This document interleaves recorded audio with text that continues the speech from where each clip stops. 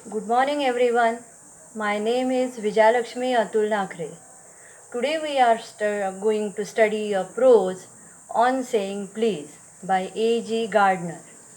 A.G. Gardiner was an English journalist and writer.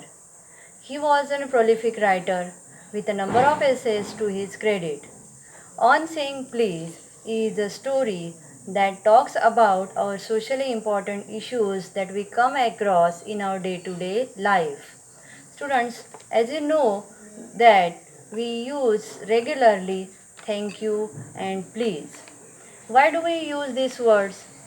Of course, we use these words to show our politeness, generosity, our willingness, and our courtesy.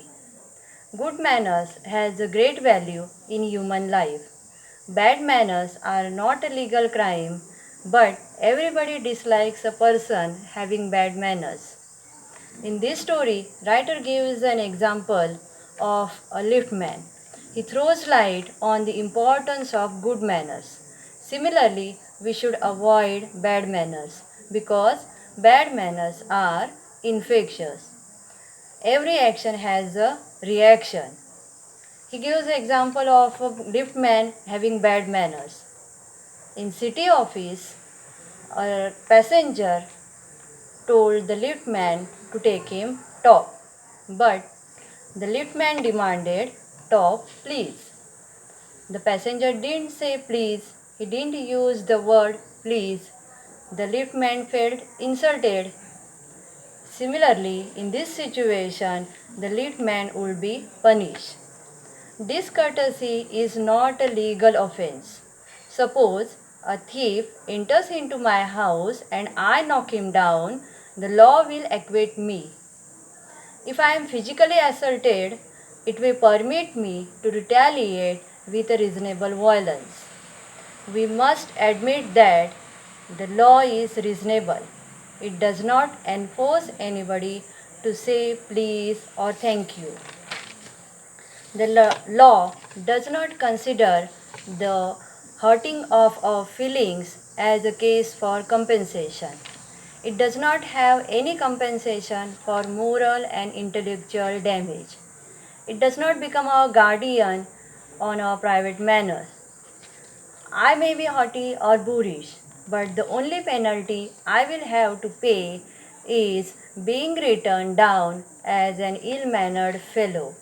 Bad manners harm not only the person who exhibits it, but the person who came in contact with him. Every action has a reaction. Here, the passenger was hurt by his employer, who had not wished him good morning. The employer may have been henpecked by his wife, to whom the cook had been insolent. The cook was angry, perhaps because the housemaid was rude. Bad manners probably do more to poison the stream of our social life than all the crimes in the calendar. The law can be enforced only when there is a physical violence. But the law cannot enforce anybody to say please or thank you. There are hundreds who live a life of martyrdom under the shadow of a morose temper. But the law cannot become the guardian of our private manners. Here, another example writer has given, that is of bus conductor.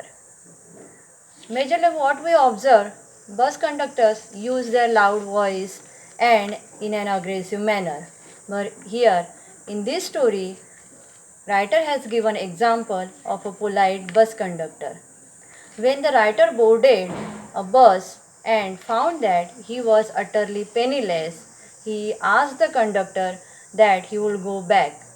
In that case, the bus conductor didn't say that he was fully aware about the tricks, these silly tricks, and he could not do anything. But very sincerely, he said that it was all right and issued him a ticket. When the writer wondered as to when to repay the amount, that time the conductor assured him that he would find him again sometime. But luckily, his fingers, still wandering in the corner of his pocket, got some shillings and he repaid the amount. After some days, the same conductor who had earlier helped him with a ticket trampled on the writer's sensitive toe. When the writer looked up with some anger, the fellow said, "Sorry, sir, I know these are heavy boots, but my own feet get trod on so much, and now I am treading on other people's. Hope I didn't hurt you, sir."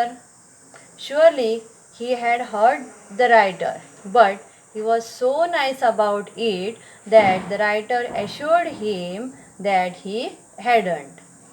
After that, he began to observe him.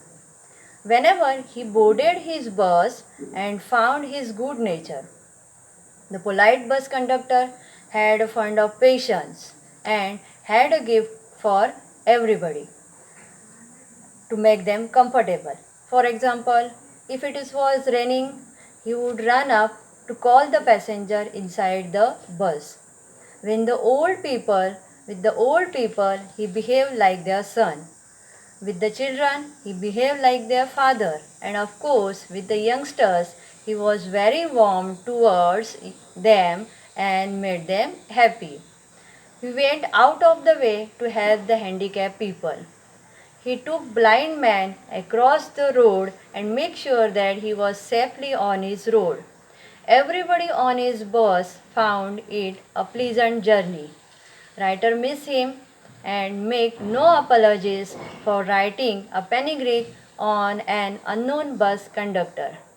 We must get those civilities back if we are to make life kindly and tolerable for each other. The policeman is a necessary symbol and the law is a necessary institution for a society. That is still somewhat lower than the angels. That is why reacting to bad manners with bad manners is not a solution. The liftman could have taken a polite solution. Instead of getting upset and sending the man out of the lift, if he had treated the passenger with elaborate politeness, he would have had the victory not only over the rude man but over himself. And that is called spiritual victory. During Chesterfield's time, who was a famous writer, the streets of London were without pavements. Pedestrians had a tough time walking on the road. Those who were closer to the wall had the driest footing. Once a man who came from the opposite direction told Chesterfield that he never gave the wall to a scoundrel. Chesterfield politely stepped aside, saying that he always did. That was revenge enough, but done in a very apt yet a polite, civil manner. No doubt in this case the victory was Chesterfield's. Here ended this story. Thank you students for watching this video. I will come back soon with my another video.